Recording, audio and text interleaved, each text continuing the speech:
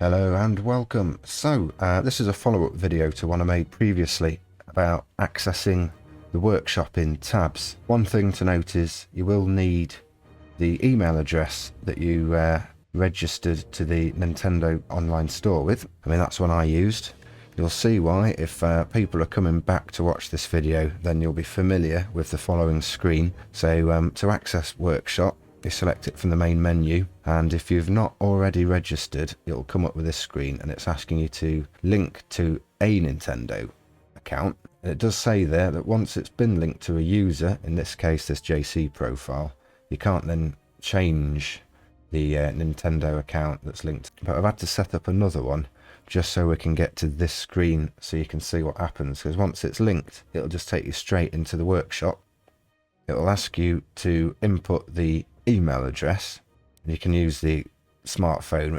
Depending on when you log into the Nintendo store and you were going to download a game, it's that email address and password you want to put in, whether that's your own or a family member's.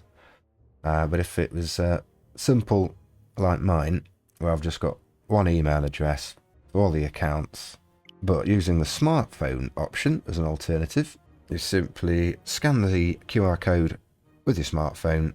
That QR code will take you to the online Nintendo.com store, where it will come up with your profile icon and then a 5-digit verification code. You'd follow the instructions as type that in. Once you've input the details and click sign in.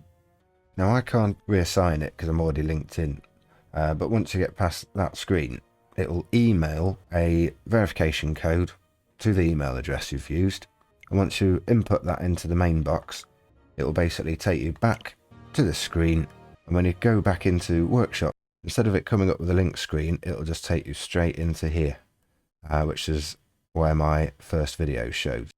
So yeah, Epic Games, they do make it difficult to sign in and link. But it would seem that once you've first linked it, it's going to be very difficult to reset everything completely and be able to re-register using the exact same account details. It doesn't matter how many times I try it here. Even if I try and disconnect the accounts, it just won't let me start that all over again. The only way around that, I think, would be for me to create a completely separate Nintendo account that uses a different email address, which, as you can imagine, is a headache to say the least. So yeah, I'm not surprised people have had problems trying to get past this part. And if you can't sort it out through the Switch, you'll have to go to the Epic Games website and try and sort out your account issues that way. But I must admit, it's probably one of the most confusing ones I've ever come across. I don't know if that's just a Nintendo Switch thing. So, who knows if this really would have helped you out much.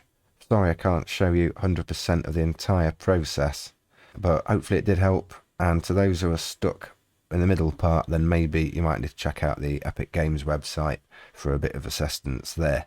So yeah, good luck, and maybe see you in the next video.